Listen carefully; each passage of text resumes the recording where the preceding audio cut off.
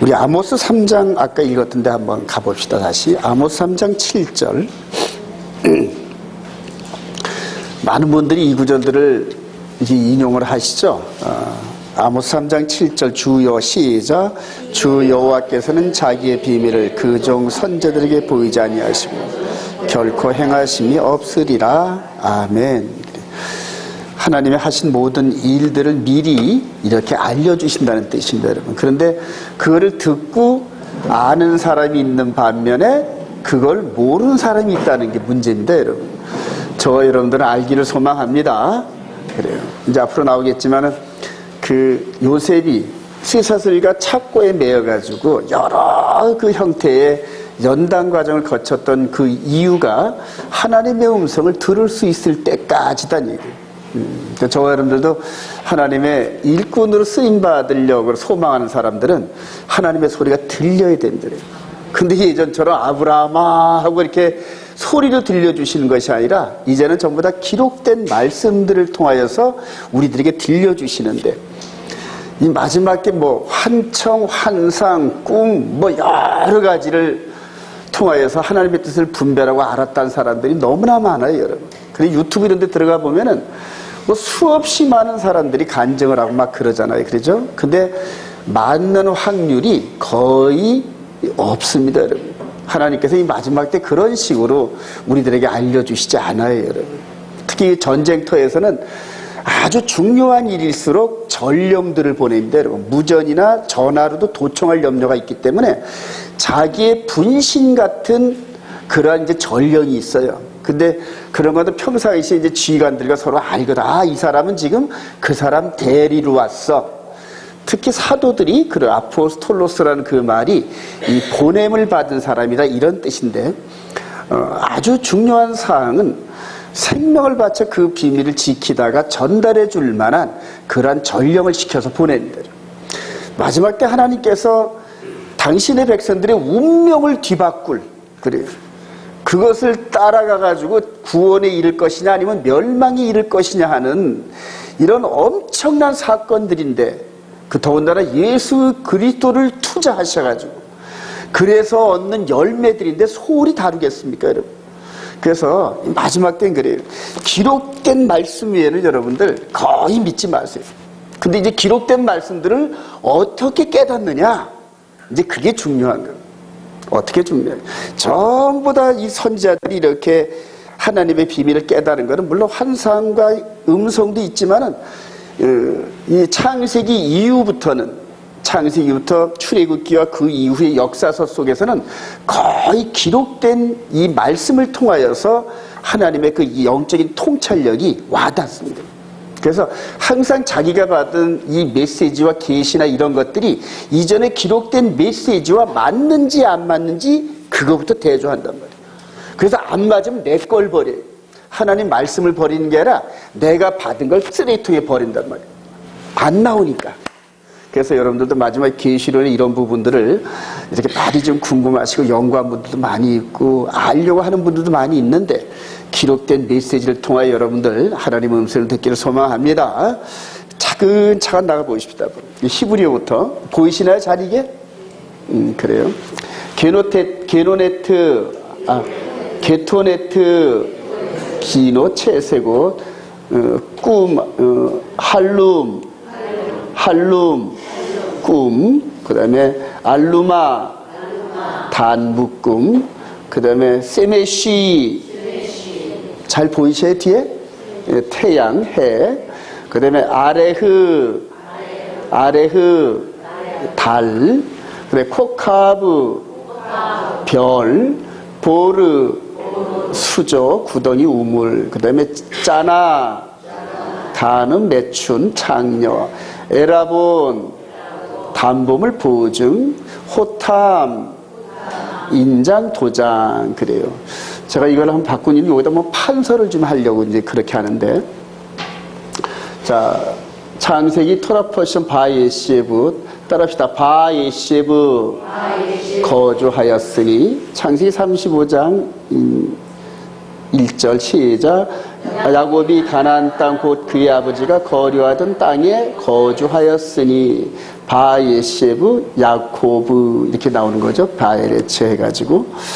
자, 이렇게 해서 오늘 얘기의 스토리의 이 큰 그 대목을 보면은 아버지 야곱이 요셉을 채색 옷을 입혔던 이 이유, 그 다음에 이제 중간에 창세기 38장에 느닷없이 유다 얘기가 나와가지고 다말과 자기 며느리와 함께 애를 낳는 이 스토리가 이렇게 끼어드는 요 부분들.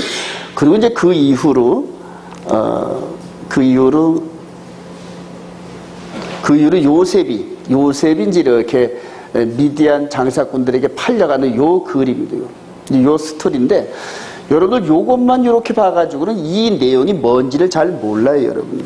그래서 오늘은 여러분들 눈을 좀 크게 띄게 좀 해드리려고 제가 좀 이렇게 준비를 좀 했어요. 요거 잠시 끄고 요거 좀 켜주세요. 자, 여러분들 오늘 요셉 얘기에 대해서 정확히 알려면은 요셉 얘기나 야곱 얘기에 확대된 것들을 좀 봐야 됩니다, 여러분. 확대된 글을 봐야 되고, 그 확대된 개론의 그 범위 안에서 이제 요셉 이야기, 야곱 이야기를 해석을 해야 이제 깨달을 수가 있어요. 선을 쭉 한번 그어볼게요. 선을 쭉 한번 그어보면서, 자, 오늘 이 요셉 얘기를 요쯤 칩시다. 이제 여기서 야곱의 톨레도트인데 창세기 37장에서 느닷없이 이제 요셉 얘기가 나옵니다. 요셉. 자, 요셉이 이제 여기서 시작을 해가지고 요셉이 애굽에 끌려가서 이렇게 오늘 보디발의 아내 뭐 여러 이런 모함도 받고 감옥에 들어가고 이렇게 들어가는 이제 스토리가 진행이 되는데, 이따 나오겠지만 그림 나오겠지만은 요셉이 애굽으로 내려가면서 나중에 이 모세를 통하여서 출애굽을 하고 그 다음에 여호수아를 통하여서 이렇게 들어오는 장면들이 이제 계속 진행이 될 터인데, 지금 여기서 이렇게 창세기 37장, 38장, 39장에서 요셉이 이렇게 끌려가는 장면이에요. 여기 야곱의 집이란 말이에요. 여기가 아버지의 집, 이걸 이제 베델이다 이렇게 표현할 수가 있어요. 베델, 하나님의 집인데 야곱의 집에서 형들과 싸우다가 요셉이 끌려가는 이런 장면인데, 이 부분은 여러분들 지금 토라 포션을 했던 사람들은 이전에 야곱이 에서하고 충돌되면서 이방인의 집, 즉 외삼촌 라반에서 21년 동안 있었던 이 부분을 공부했던 사람은 이게 좀 금방 이해가 되기 시작해요. 그래서 이전에 토라 포션을 통해서 야곱이 외삼촌 라반의 집에 21년 동안 있다가 아들 12, 부인 4명, 많은 일꾼들, 재산들을 가지고 이렇게 돌아오는 장면, 이 부분이 21년 걸렸단 말이에요. 자, 그리고 이제 하나님께서 야곱의 아들 12아들을 또 이런 모습으로 또 한 바퀴 돌리시는 거예요. 그래서 여기서 두 번으로 요셉과 함께 유다로 형성되는 10명, 그 다음에 요셉은 이제 베냐민과 함께 2명인데, 이 두 무리가 야곱과 에서와 같은 그러한 역할을 한단 말이에요. 그래서 요셉이 장자권을 이어받았는데 유다를 비롯한 10명의 형이 질투해가지고 아버지 집에서 살 수가 없을 정도로 막 싸운단 말입니다. 그죠? 막 죽일라 그래고. 여기서도 에서가 야곱을 장자권 때문에 죽일라 그랬고. 그러니까 외삼촌 집으로 피난을 보내서 21년 동안 있다 들어왔던 거고. 여기서도 이제 이거보다 큰 그림이 시작되는 겁니다. 자, 그렇게 해서 하나님께서 이 요셉을 애굽으로 이렇게 보내시면서 나중에 이 10명의 형도 애굽으로 따라 들어와가지고 여기서 생육하고 번성하고 충만해서 4대 만에 모세와 여호수아를 통해 돌아오죠, 이렇게 해요. 자, 근데 이것이 어디서부터 시작됐냐 하면은 창세기 15장에 아브라함하고 헷불 언약을 통해 약속하신 게 있어요. 한번 볼까요? 창세기 15장.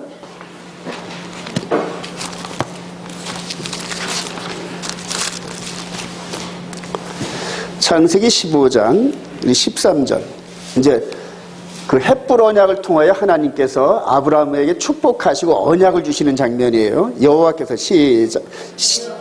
여호와 13절 시작. 여호와께서 아브라함에게 이르시되 너는 반드시 알라. 네 자손이 이방에서 계기되어 그들을 섬기겠고 그들은 400년 동안 네 자손을 괴롭히니 그들이 섬기는 나라를 내가 징벌할지며 그 후에 네 자손이 큰 재물을 이끌고 나오리라.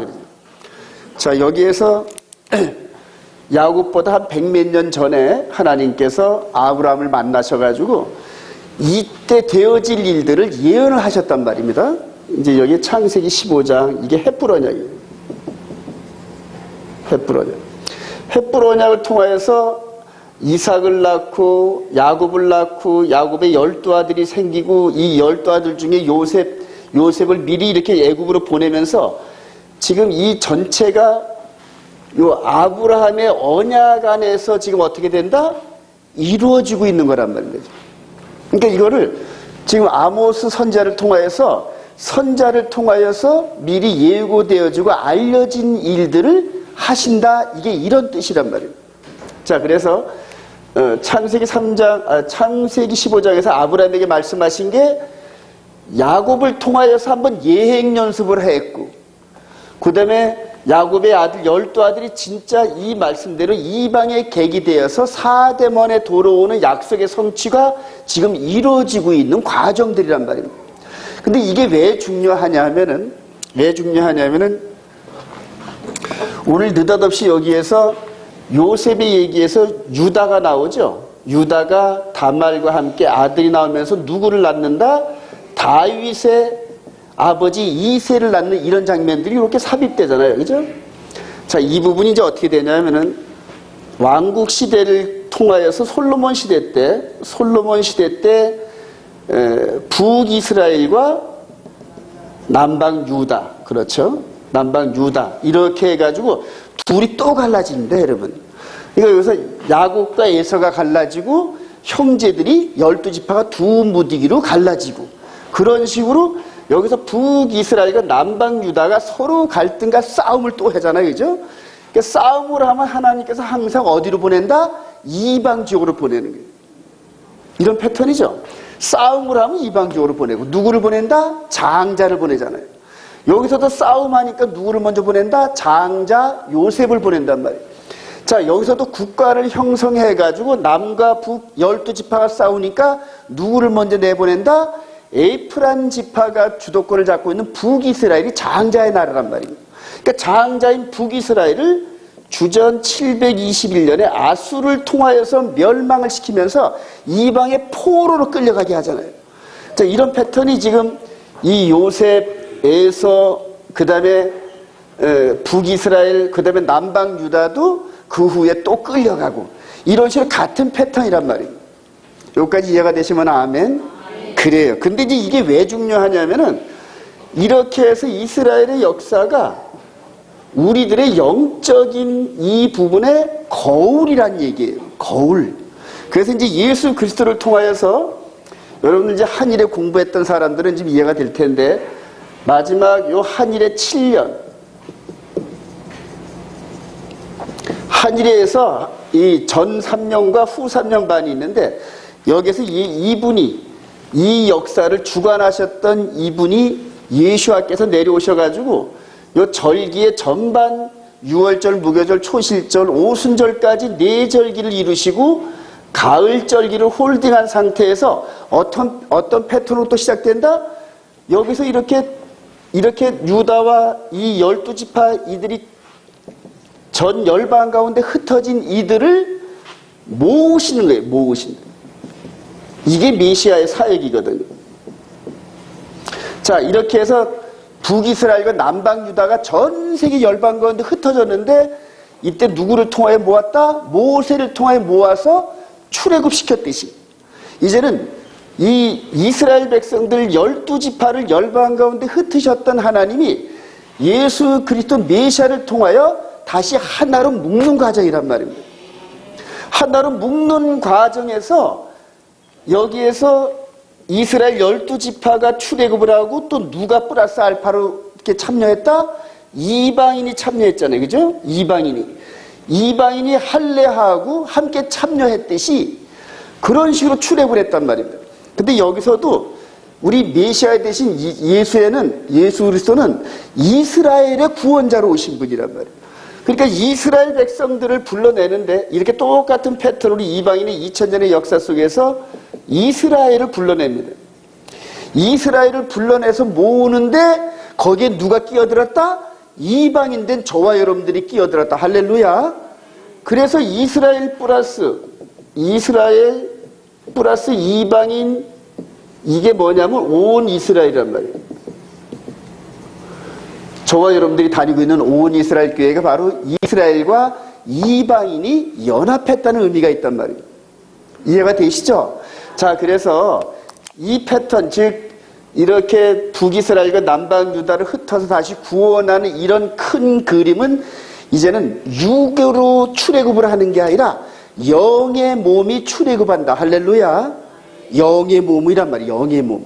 그러니 이거를 구분하는 이 능력이 생명의 성령의 법이고, 이 법 안에 들어가면서 있다 보면은 기록되어진 이 말씀들, 아브라함에게 약속하시고 그 다음에 야곱과 에서의 사건을 깊이 토라 포션대로 묵상하고, 또 12지파가 또 이방 지역에 들어갔다가 출애굽하는 과정을 계속 묵상하고, 나오는 과정에서 시내산에서 언약을 받고 광야 40년, 그 다음에 멸절당하고 두 사람 여호수아와 갈렙을 통하여 이렇게 가나안 땅으로 들어가는 이 그림이 그냥 계속해서 말씀 따라 훈련하다 보면은 여기에서 우리들의 말씀으로 받아들여진단 말이에요.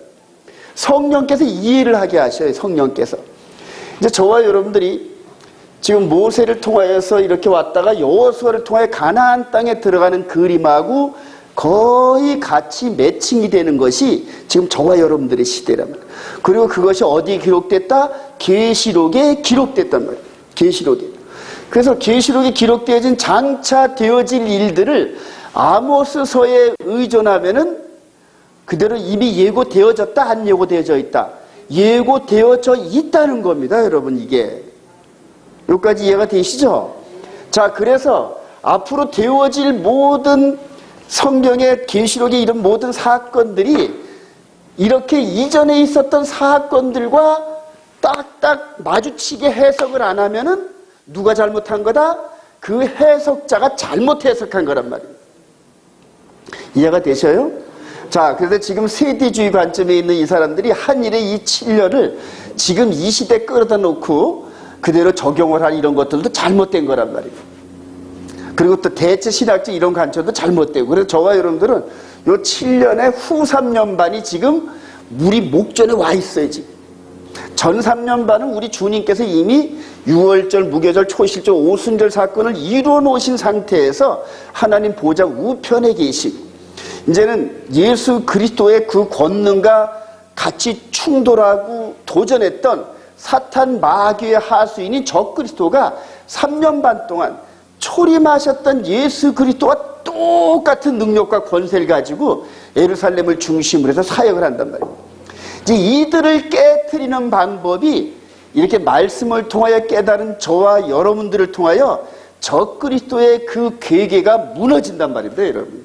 왜냐하면 거짓말, 즉 성경과 다른 말을 하거든요. 다른 말을. 근데 성경과 다른 말을 어떻게 하냐면은 결정적으로 한 번 더 보고 들어갑시다. 우리 다니엘서 7장 한번 보시면,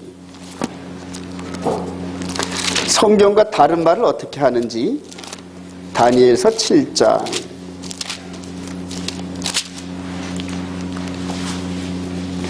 우리 24절, 그 열불은, 시작. 그 열불은 그 나라에서 일어날 열왕이요,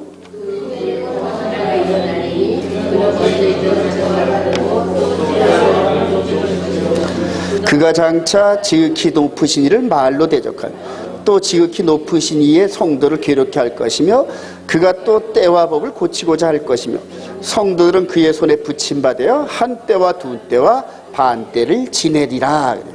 한 때와 두 때와 반 때를 통하여서 성도들을 지배하면서 때와 법을 바꾼다.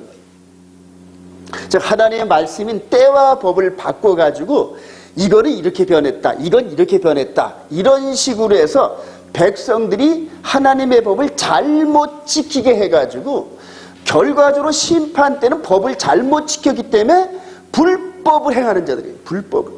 그래서 불법을 행하는 자들아 다 내게서 떠나가라 그러잖아요. 마지막 심판 때는. 여러분들 지금 불법을 행하는 자들은 마지막 심판 때 그대로 떠나가게 돼 있어요. 그리고 슬피 울며 이를 갈미 있단 말이에요. 지금 99%가 불법을 행하는 그 길로 쫓아가고 있는데 나머지 1%도 안 되는 1%도 안 될 것 같은 저와 여러분들이 저쪽은 99%가 가 있는데 여기는 1%도 안 되는 왜소한 세력이란 말이에요. 그러니까 세상의 보통적인 관점에서는 다수결의 원칙에 의해서 99%가 가 있는 게 이기잖아요. 그죠? 근데 아니에요, 여러분. 하나님의 메시지나 말씀은 하나님의 법을 죽도록 순종하고 죽도록 충성하는 자들에게 성령의 불이 내린다. 믿으시면 아멘. 그래서 마지막 내 생명을 걸 정도의 확신은 이렇게 기록되어진 말씀을 내 눈으로 확인하고 마음으로 확인하고 또 그 말씀을 순종하면서 내 안에 있는 영의 몸을 이끌어 가시는 성령의 인도함을 받은 경험이 있는 사람들, 이런 사람들만이 자기 육신의 생명뿐만이 아니라 영혼의 생명까지도 걸 수 있단 말이에요. 이해가 되시면 아멘. 그래요. 그래서 자꾸 말씀을 가리키는데 지금 기존에 있는 그런 지금 현재 개신교 스타일의 이런 말씀은 이렇게 체계적으로 계속 반복을 하는 것이 아니라 그냥 목사의 입맛에 맞는 대로 여기 뚝 어떤 때는 머리 부분 설교하고 어떤 때는 발끝을 설교. 그래서 몸의 이 균형이 전혀 맞지 않아요. 저도 예전에 그렇게 설교를 했었단 말이에요.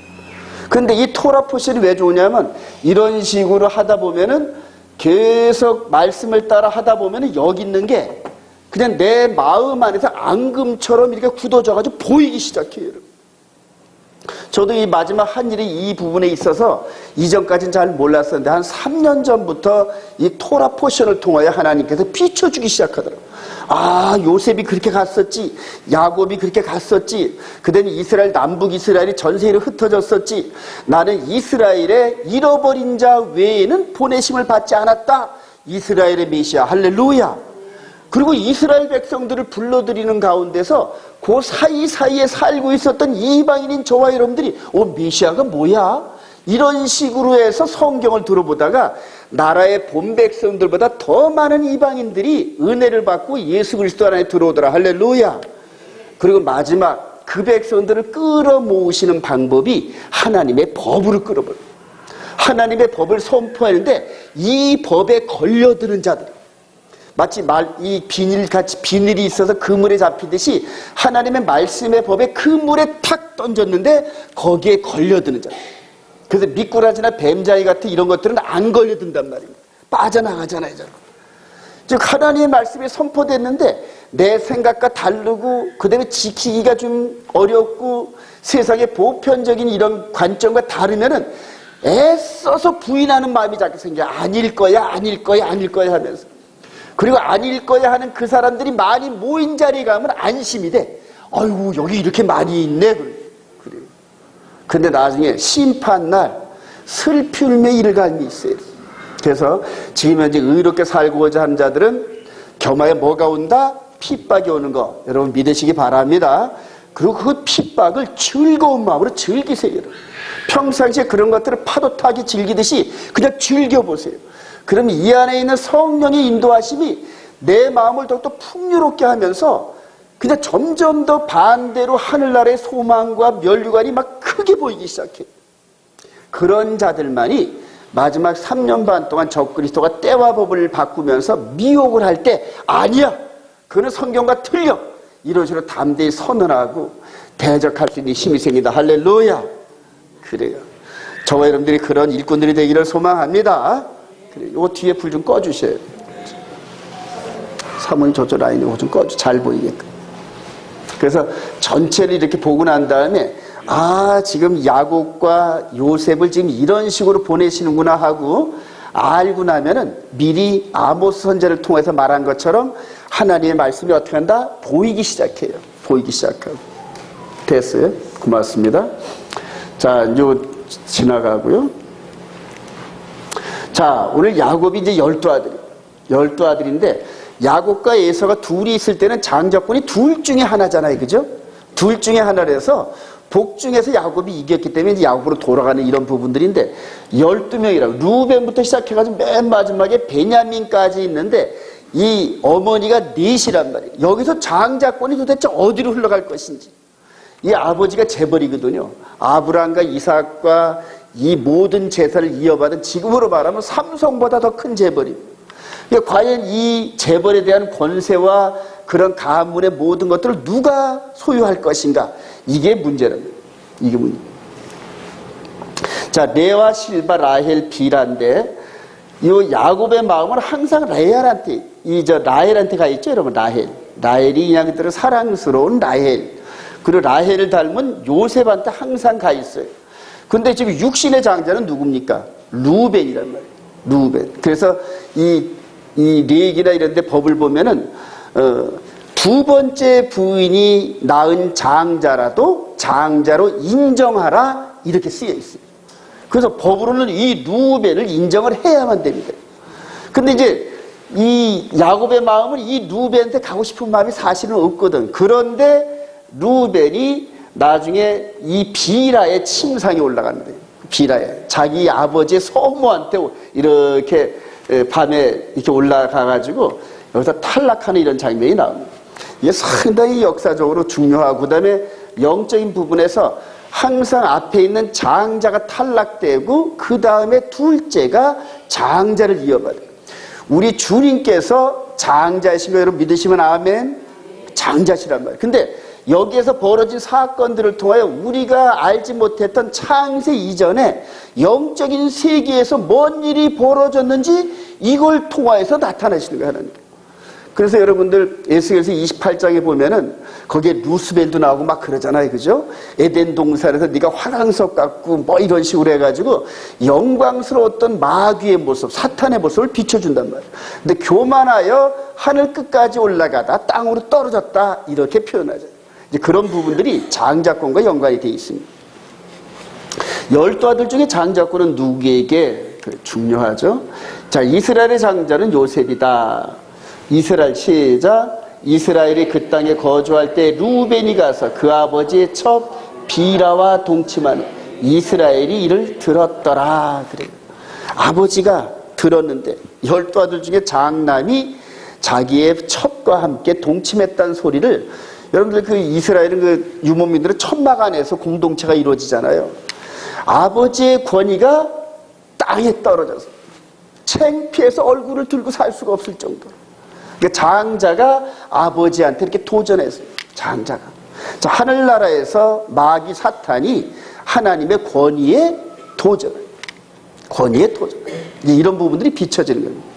그래서 위에 있는 권세에 도전하는 이런 것들이 전부 다 마귀의 성질을 닮아요.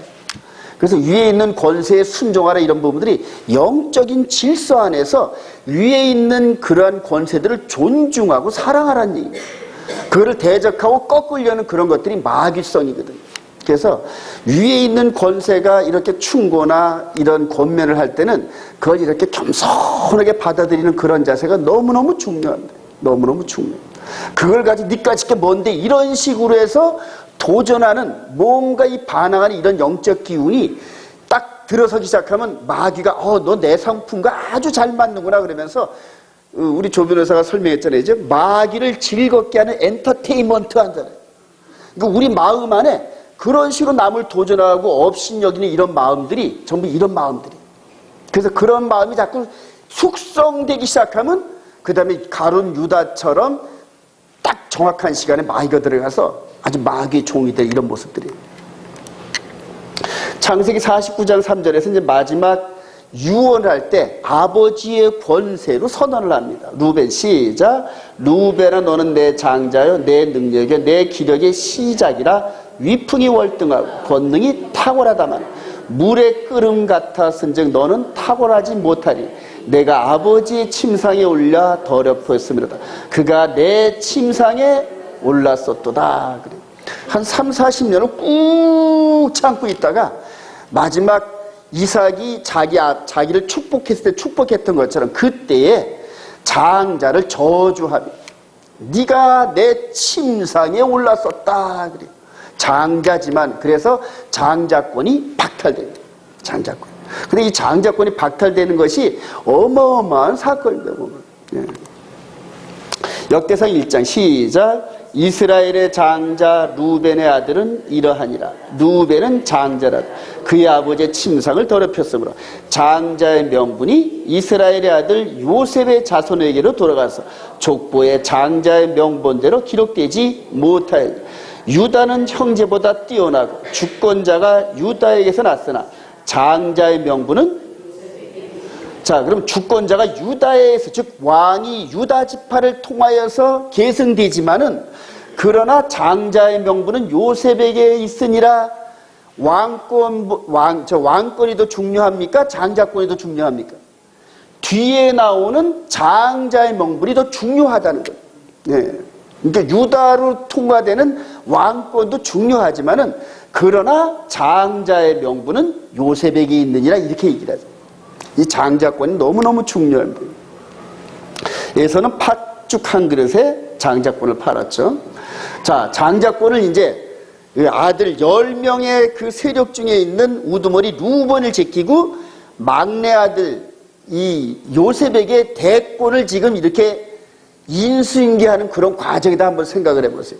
나이가 아직 17살 전인 그 위에 30살, 40살 가까이 된 형들을 제껴놓고 이렇게 지금 장자권을 넘겨주려는 야곱의 마음이 요셉은 시작. 요셉은 노년에 얻은 아들이므로 이스라엘이 여러 아들들보다 그를 더 사랑하므로 그를 위하여 채색 옷을 지었다. 그의 형들이 아버지가 형들보다 그를 더 사랑함을 보고 그를 미워하여 그에게 편하게 말할 수 없었더라. 자, 장자권을 넘겨주죠. 자, 따라합시다. 케토네트, 요게 긴 옷이 케토네트, 채색 옷이라는 건데, 다른 11 아들은 짧은 옷을 입으면서 이라는 그 작업복을 입혀주고, 아들 요셉에게는 긴 옷, 즉 일을 하는데 거창스럽지만은 뭔가 권위가 있는 이 긴 옷을 입혔다는 것은 장자권을 이 요셉한테 넘겨주겠다는 뜻입니다. 근데 아직 10명의 형이 시퍼렇게 살아있단 말입니다. 시퍼렇게. 우리 정주영 씨가 그 누굽니까? 셋째인가 넷째한테 이 현대를 물려줄 날이니까 몽구가 그대로 그냥 근데 발랄 일으켜가지고 막 왕자의 날이 막 벌어졌잖아요. 그런 거하고 똑같습니다, 여러분. 자, 장자의 비전을 꿈으로 받는 요셉. 우리 시작. 우리가 밭에서 곡식 단을 묶더니 내 단은 일어서고 당신들의 단은 내 단을 둘러서 절하다이다. 요셉이 다시 꿈을 꾸고 그의 형들에게 말하 이르되 내가 또 꿈을 꾼즉 해와 달과 11별이 내게 절하더이다 하니 그의 형들은 시기하되 그의 아버지는 그 말을 간직하여 뒀더라. 아버지가 왜 그 말을 꿈을 간직했을까요? 아버지가 왜 꿈을 간직했을까요? 그래요. 조금 있으면 나옵니다. 자, 11단, 그 다음에 해와 달과 11단이 같이 절하 이런 부분들을 아버지 야곱은 이렇게 염두에 두고 있다는 얘기예요. 왜 그랬을까요? 자기도 이 베들에서 갈 때 자기도 혈혈단신 외삼촌 라반의 집에 갔을 때 이 베들에서 이 천사들이 오르락내리락하는 꿈을 꾸면서 하나님을 만났거든. 그러니까 이 꿈을 꾸면서 하나님을 만났던 사람들은 얘기하는 게 무슨 말인지 알아들어요. 근데 나머지 10명의 형은 미워하고 안 잊고 온 마음이 가득해가지고 그냥 이런 영적인 이런 것들을 못 봤습니다. 여러분 분냄을 잘하거나 화를 잘 내거나 분기탱천, 미움, 시기잘투 이런 사람들이 이 영적 메시지를 못 봤습니다. 여러분. 왜냐하면 이 속에 있는 영의 몸으로 거룩한 것이 들어가는 통로를 막는 것이 분노, 시기, 질투란 말이에요. 예. 그런 것들이 전부 다 하나님의 메시지를 막습니다. 여러분. 마귀는 저와 여러분들 자꾸만 화나게 하고 넘어지게 하는데 그런 것들을 마치 그냥 샤워하듯이 깨끗이 씻어야만 됩니다. 여러분. 자, 형들과 육신적으로 충돌한 요셉인데 자, 그의 꿈이 시작. 그의 꿈이 어떻게 되는지를 우리가 볼 것이라 하는지라. 요셉이 형들에게 이르매 그의 형들이 요셉의 옷 곧 그가 입은 채색 옷을 벗기고 그를 잡아 구덩이에 던지니 그 구덩이는 빈 곳이라 그 속에 물이 없었더라. 그래요. 우리 작년에 그 성지순례 갈 때 도단 가봤잖아요, 그죠? 도단에 그 평지에 이렇게 논밭 같은 이런 평지에 이렇게 우물이 있는 게 봤어요. 근데 그 우물에 빠지면 진짜 나오기 힘들겠더라고요. 자, 형들이 이 요셉을 우물에 갖다 빠쳐놓고 옷을 가지고 장난하고 희롱하는 장면. 이 10명의 형이 요셉을 그래요. 그리고 미디안 사람들에게 은 20냥을 받고 팔아넘기는 그런 장면. 그리고 아버지한테는 이렇게 이 옷에다가 이 양의 피를 묻혀다가 이렇게 보여주고, 이 야곱은 한순간에 모든 소망이 절망감으로 넘어졌을 겁니다. 아마 모든 기대가 무너지고, 이 10명의 형들이라는 놈들은 다 도적놈 같고 다 무신덕한 놈 같고 그래요. 예. 오직 귀한 그 사랑하는 아내 라헬을 닮은 요셉 외에는 눈에 베이는 게 없었는데, 그 요셉이 짐승에 뜯겨 죽였다는 이 소리 속에서 그래요, 아버지. 그리고 이제 이때부터 이 야곱과 그의 아들 11명 간에는 뭐가 지배했을까요? 거짓이 지배했어요. 거짓이. 지금 비밀을 지키려니까, 서로 비밀을 지키려니까 그냥 누가 일러 바치지 않는지 서로 긴장하고, 그래서 이 가정 전체가 거짓, 즉 마귀, 거짓의 아비인 마귀가 지배하는 그런 가정이 됐어요. 여러분들 이게 연상이 되죠? 근데 저와 여러분들의 가정도 거듭나기 전에 지금도 많이 이렇게 힘들어요, 여러분. 지금도 많이 힘듭니다. 부부간에 힘들고, 부모와 자식 간에 힘들고, 형제간에 이렇게 힘들어요. 오직 이것을 벗겨낼 수 있는 방법은 예수 그리스도를 통한 생명의 성령의 법 외에는 없다는 걸 깨달아요. 그렇게 들어가도 그 안에 들어가서 자신을 죽이는 게 그렇게 힘이 들어요. 그렇게. 저도 아주 무지무지 힘들어요, 지금. 무지무지 힘들어요. 성령께서 이렇게 말씀하시면 순종하는 게 굉장히 힘드는데, 그걸 순종을 안 하면 마치 채인 것 같이 영적으로 엄청나게 힘이 들어요. 그럼 그걸 놓고 내 자신을 굴복시키기 위해서 계속 기도한. 그래요.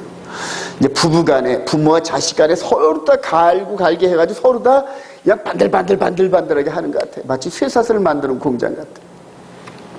이런 가정을 하나님께서 나중에 창세기 49장쯤 되면은 이 요셉을 중심으로 12명의 형제들이 전부 다 껴안고 그냥 서로 회개하고, 동생 미안해, 형님 괜찮아요, 이런 식으로 하면서 진정한 마음의 연합이 이루어진 가정을 볼 수가 있습니다. 하나님이 저와 여러분들을 예수 그리스도 안에서 이렇게 만드시길 원해요. 할렐루야. 자, 요셉을 애굽으로 보내신 하나님. 자, 그때 시작. 그때 미디안 사람 상인들이 지나가고 있는지라 형들이 요셉을 구덩이에서 끌어올리고 은 20의 그를 이스라엘 사람들에게 팔며 그 상인들이 요셉을 데리고 애굽으로 갔더라. 여기에서 이 유다가 자신도 모르게끔 네 번째 이 아들인 유다가 이 요셉을 위해서 중보하고 타협안을 제시하는 이런 장면들, 이런 것들이 장차 유다 지파로 오실 메시아의 중보 사역하고 비슷하게 흘러가는 거예요. 이렇게 해서 이 은 20냥에 지금 거래해가지고 팔리는 장면들이 이제 은전 30의 유다가 파는 이런 부분들을 이제 보여지는 거죠. 자, 그리고 이제 끌려갑니다. 지금 이렇게 그 이스라엘 네게부 사마 이런 쪽으로 가보니까 정말 광야 진짜 뜨겁더라고요. 진짜 뜨거운 그런 과정에서 이렇게 끌려가면서 쇠사슬에 끌려가는 이런 모습들이 이제 보여져요. 자, 시편 105편 17절 시작. 그가 한 사람을 앞서 보내셨으며 요셉이 종으로 팔렸도다. 그의 발은 착고를 차고 그의 몸은 쇠사슬에 매었으니 곧 여호와의 말씀이 응할 때까지라. 그의 말씀이 그를 간단하게 설명하잖아요, 여러분.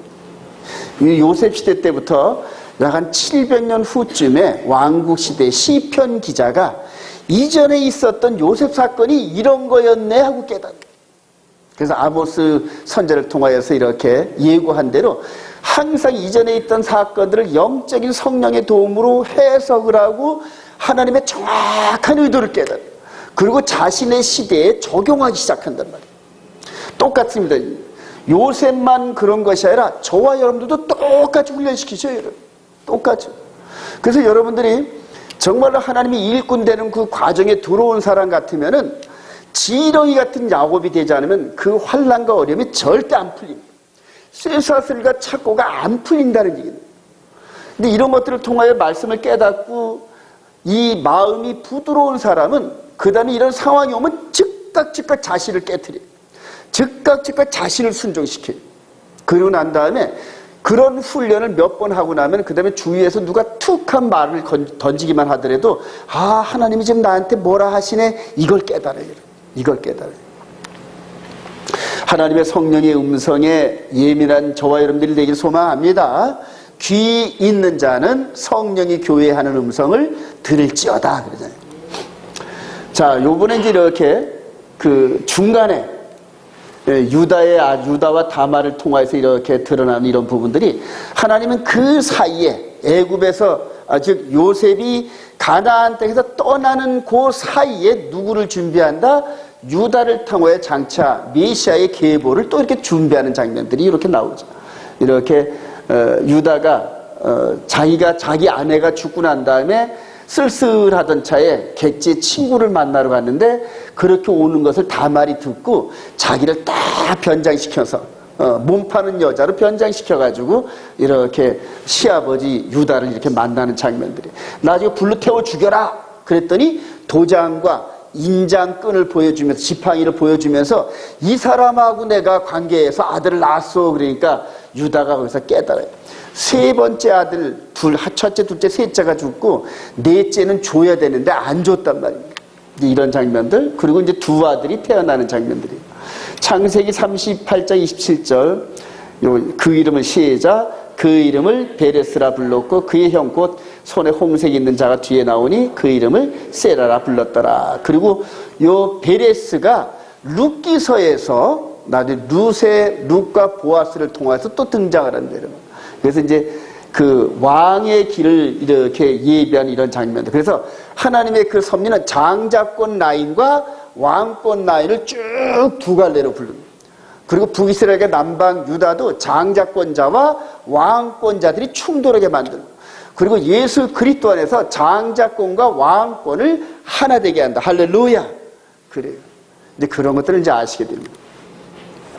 자, 그런데 이제 이렇게 여호와께서 애굽으로 팔려가게 하시면서 하나님께서 어떻게 하시는지 볼까요? 요셉이 시작. 요셉이 이끌려 애굽에 내려가매 바로의 신하 7대장 애굽 사람 보디발이 그를 그리로 데려간 이스마엘 손에서 요셉을 살리라. 여호와께서 요셉과 함께 하심으로 그가 형통한 자가 되어 그의 주인 애굽 사람의 집에 있으니 그의 주인이 여호와께서 그와 함께 하심을 보며 또 여호와께서 그의 범사에 형통하여 하심을 보았더라. 훈련하는 여정 속에서 하늘의 복을 막 쏟아붓습니다. 하늘의 복을. 저와 여러분들도 어디 가든지 이렇게 요셉처럼 복을 이렇게 불러들이는 사람이 되길 소망합니다. 그래요. 자, 그래서 팔려가고 그 다음에 들어가서 얼마나 착실히 일을 잘했으면은 얼마나 이제 승진을 해가지고 가정 총무가 되고 이제 그런 과정에서 나이가 28살쯤 됐을 때 얼마나 멋있는 그러한 청년이었을까요? 그 보디발의 아내가 계속적으로 유혹하면서 옷을 벗어 던지고 도망가는 그런 장면. 여러분 이 장면 잘 유념 한번 해보세요. 저와 여러분들이 이 영혼의 몸에 오신 육신이 나중에 마귀가 이 육신을 붙잡고 계속 안 놔줍니다. 삶의 여러 가지 이런 형편들을 놓고 계속 우리를 전진하지 못하게 하는. 먹고 사는 문제는 어떻게 할 거야? 자식 문제는 어떻게 할 거야? 집 문제는 어떻게 할 거야? 그러면서 이 땅의 것을 가지고 계속 우리를 붙잡고 늘어져. 근데 그 옷을 벗어 던질 가구가 없으면은 영혼 구원에 이르는 그 열매가 맺지를 못합니다. 즉 육신의 껍질이 벗겨질 정도로 그걸 볼 수 있어야 됩니다. 그리고 이제 감옥에 들어가는 이런 장면까지. 이게 한 17살 때 팔려가지고 요렇게 여기 들어간 데가 28살 11년이 확 지나간 거예요. 창세기 39장 21절 시작. 여호와께서 요셉과 함께 하시고 그에게 인자를 더하사 간수장에게 은혜를 받게 하시며 여호와께서 요셉과 함께 하심이라 여호와께서 그를 범사에 형통하게 훈련시키는 자에서 끝까지 함께 하시고 고난과 어려움을 주시는데 그 고난과 어려움을 능히 극복하고 이길 수 있어요. 그래서 위로가 되는 겁니다. 여러분. 어려움이 닥쳤을 때 실망하지 마시기 바랍니다. 그래요. 요셉의 무대를 준비하신 하나님, 술 맡은 시자, 술 맡은 관원장이 요셉을 기억하지 못하고 그를 잊었더라. 떡 맞는 관원장과 술 맞는 관원장을 등장시키시고, 자 이렇게 해서 꿈을 해몽해주고, 그 술 맡은 관원장은 살 것이고 떡 맡은 관원장은 죽을 것이요. 야 이거 담대해요, 그죠? 이거를 3일 후에 똑같이 3일 후에 당신은 살고 당신은 죽을 것이요. 아 이런 예언을 감히 어떻게 합니까 이거를? 근데 하나님께서 이런 지혜를 주셨기 때문에 감히 할 수 있죠. 그리고 그대로 됩니다. 그대로 되는 과정들. 그래서 술 맡은 관원장이 지금 이렇게 바로를 섬기는 이런 장면들이에요. 여기까지가 오늘 토라포션의 이제 그 주제인데, 아까 우리 미리 봤죠? 구속사 전체 핵심이 되는 헷불언 이야기. 네 자손이 시작. 네 자손이 이방에서 계기되어 그들을 섬기었고 그들은 400년 동안 네 자손을 괴롭히니 그들이 섬기는 나라를 내가 징벌하지. 그 후에 네 자손이 큰 재물을 이끌고 나오리라. 아브라함과 했던 이 언약, 아직 이삭이 그림자도 비치지 않았었던 그때에 하나님께서 이렇게 먼 훗날에 대한 이것들도 언약이라는 형태로 약속을 하십니다. 천지를 창조하시고 우리 인생사를 주관하시는 하나님이 아니면은 어떻게 이런 것들을 언약의 형태로 주시겠습니까? 그리고 그 언약의 형태로 된 대로 그대로 역사가 진행되고, 그리고 그 큰 흐름 속에 저와 여러분들이 있다는 사실입니다. 그리고 이제는 저와 여러분들의 마음 안에서 말씀으로 함께 하신다. 할렐루야. 그래서 오직 기록된 말씀만 신뢰하고 순종하고 나가시기 바랍니다. 자, 미리 보는 요셉의 장자권이 가나안 땅 성취되기까지 여정. 이게 굉장히 중요한데 볼까요? 이 형들과 다투는 이런 장면들 이렇게 해서 여기 가나안 땅에 있었던 일이죠. 이게 가나안 땅에. 자, 그런데 10명의 형들과 함께 충돌되면서 이방 지역으로 팔려나갑니다. 잘 보시기 바랍니다. 이방 지역에서 계속적으로 애굽에서 지금 고난과 어려움 속에 총리가 되고, 나중에 아버지가 오고, 그 다음에 아버지가 유언을 하고, 그 다음에 에프라임과 므낫세를 축복하는 이런 장면들. 그리고 세월이 흘러서 순식간에 400년의 세월이 흘러서 이제 모세가 등장하는 이런 장면들. 여러분, 여기 창세기 마지막 부분과 출애굽 요 부분이 한 350년 정도 세월인데, 성경에서 이 부분을 먹고 마시고 잠자고 낳고 낳더라. 그러니까 먹고 마시고 낳는 이런 부분들은 매년 반복되기 때문에 땅의 일은 계속 똑같이 반복되면 성경에 기록될 여지가 별로 없어요. 별로. 마찬가지로 지금 이방인의 2000년 동안 긴 이 세월이 구속사의 흐름 속엔 별로 그렇게 가치 있는 게 아니에요. 이방인들이 예수 믿고 들어오더라. 이방인들이 예수 믿고 들어오더라. 어떤 예수 믿는 사람은 또 미혹되어서 탈락되더라. 이런 식으로 기독교 2000년의 역사가. 지금 저와 여러분들이 신학을 하고 기독교 2000년의 역사 속에 별의별 신학을 많이 배웠는데, 보니까 이렇게 이 야곱이 축복 기도하고 모세를 통한 요 사건 요거 외에는 아니더란 말이에요. 이방인의 이런 긴 사건은 별로 중요하지 않아요, 여러분. 이제는 모세를 통해 열렸던 것처럼 가나안 땅이 열리는데 이제부터가 중요하죠. 이렇게 여호수아를 통하여서 가나안 땅에 들어가는 이런 과정들, 그리고 드디어 400년 전에 떠나왔던 가나안 땅을 이 요셉의 직계 후손인 여호수아가, 여기도 장자, 여기도 여호수아가 장자. 그래서 장자가 내려왔다가 장자가 이방 지역에서 생육하고 번성하고 충만해서 장자를 통하여 가나안 땅이 다시 회복되어지는 이런 그림. 그리고 여호수아가 마지막 땅을 나눠주는 이런 장면들이죠. 땅을 나눠주는. 그래서 여호수아에서 보면은 후반부에 이스라엘 12지파에게 땅을 전부 나눠주네요. 땅을. 그게 초막절 사건입니다. 땅을 나눠주는 게. 이제는 우리 예수 그리스도가 저와 여러분들 선택되어진 그 신부들에게 약속된 땅을 나눠줄 그때가 우리 주님의 재림이랍니다. 이해가 되시면 아멘. 너무 많은 걸 오늘 공부한 것 같아요. 자, 결론입니다. 이방인의 충만이 끝나가는 이 시대의 사명은 지금 요셉을 통해 이방 지역에 들어갔다 다시 돌아갔던 그림처럼 초대교회 때 하늘의 장자이신 그분이 십자가 사건의 죽으심과 부활을 통하여 뭐를 세웠다? 초대교회를 세웠단 말이에요. 초대교회를 세웠는데 유다 지파가 핍박을 해가지고 견딜 수가 없어요. 막 돌로 쳐 죽이잖아요. 막. 그대로 사도 바울이 사울 시절에 예수 믿는 자들을 돌로 쳐 죽이면서 막 박해를 하고 막 그렇습니다. 그러니까 쫓겨날 수밖에 없잖아요. 즉 이방 지역으로 쫓겨난 겁니다. 초대교회. 즉 장자권자의 교회가 이방 지역으로 이렇게 한 바퀴 도는 게 기독교 2000년이에요. 근데 1000년이 하루 같고 하루가 1000년 같아요. 그러니까 지금 초대교회가 와서 도는 지 이틀 만에 돌아갈 때가 됐단 말이죠. 근데 저와 여러분들이 불행인지 축복인지 모르지만은 우리 주님이 다시 오셔서 돌아갈 때쯤에 저와 여러분들이 태어났어요. 초림하시고 나서 초대교회 때 이럴 때 태어난 것이 아니라 마지막 결승 테이블을 끊을 때쯤에 저와 여러분들이 태어났단 말이에요. 예루살렘으로 지금 돌아가죠. 그동안 전 세계에서 불지 못했던 백투더 제루살렘 이것이 전 세계 바람이에요. 그래서 이 열방 가운데서 내노라 하는 그런 목사들이 전부 다 어디로 모인다? 예루살렘으로. 이스라엘로. 그래요. 이 마지막 때 흐름이 지금 그렇단 말입니다. 자, 그런데 우리 주님이 재림하실 때란 말이에요. 재림하셔요. 근데 재림하셔서 어떻게 하신다? 기독교 2000년 동안에 그리스도 예수 안에서 잠자는 자들을 얘들아 일어나라고 먼저 불러일으켜요. 나사로야 일어나라 나오라 하는 것처럼 그리스도 안에서 잠자들, 요새 초대교회 사도 바울, 베드로 뭐 이런 그 그리스도의 잠자는 자를 전부 불러일으키고, 그리고 마지막 결승 테이프를 끊을 준비가 되어 있는 거룩한 신부들을 호련히 변화시키고 공중으로 휴거한다는 게 바로 이겁니다. 그래서 흠도 티도 없는 그 백성들을 이끌고 예루살렘으로 들어가는 그림이 마지막 그림입니다. 저와 여러분들이 그 시대의 백성들이라는 얘기예요. 그럼 어떻게 해야 될 것이냐? 저와 여러분들이 요셉 시대에는 그렇게 살았지만 우리 시대는 어떻게 해야 할 것이냐? 이게 중요하잖아요. 여기 이제 예수 그리스도의 장자권이 완성되는 그림인데, 계시록 14장 9절 시작.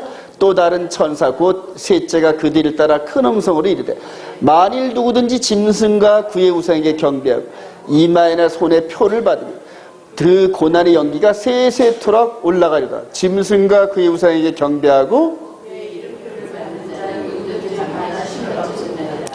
성도들의 인내가 여기 있나니 그들은 하나님의 계명과 예수에 대한 믿음을 지키는 자. 다시 한번 그들은 시작. 그들은 하나님의 계명과 예수에 대한 믿음을 지키는 자리라. 마지막 때 2000년 전에 요한 사도를 통하여 반모섬에서 마지막 때 우리들이 해야 할 이 일들, 그래요. 하나님의 계명과 그래요. 근데 그 계명을 저와 여러분들이 여태까지 있는지도 모르고 안 지켜도 된다 그러고 또 지키면 다른 계명을 지키고, 그래서 대다수 많은 기독교인들이, 이방인 시대의 기독교인들이 하나님의 계명을 품는데 실패를 합니다. 예수를 믿는 데는 아주 그냥 뚫어지게 잘하는 것 같아요. 근데 하나님의 계명을 품는 데는 실패합니다. 더불어서 지금 이스라엘에서 기다리고 있는 유대인들은 하나님의 계명은 굳게 붙잡고 있어요. 근데 누구를 모른다? 예수를 모르는 거예요. 그래서 이방인 시대에 예수를 믿는 믿음과 그 다음에 지금 현재 이스라엘 백성들이 갖고 있는 하나님의 계명이 둘이 하나가 되면 퍼펙트한 교회가 세워지기 시작합니다. 그래서 마지막 한 세 사람은 이스라엘과 이방인이 연합되는 공동체를 이루면서 마무리가 되는데, 저와 여러분들이 이방인 시대에 지금 들어가고 저 다음에 이 나라의 본백성들은 우리를 맞이하기 위해서 저들은 예수를 믿어야 되고 우리는 하나님의 계명을 회복해야 돼요. 이런 거 여러분 깨달으시기 바랍니다. 그렇게 해서 저와 여러분들이 좀 하나님의 계명과 예수에 대한 믿음을 마음 안에 품고 우리 예수와의 성령의 인도함 따라 지금 들어가려고 하는 중이란 말이에요. 마지막 때 정말로 귀한 쓰임을 받는 저와 여러분 되시길 주님의 이름으로 축원드립니다.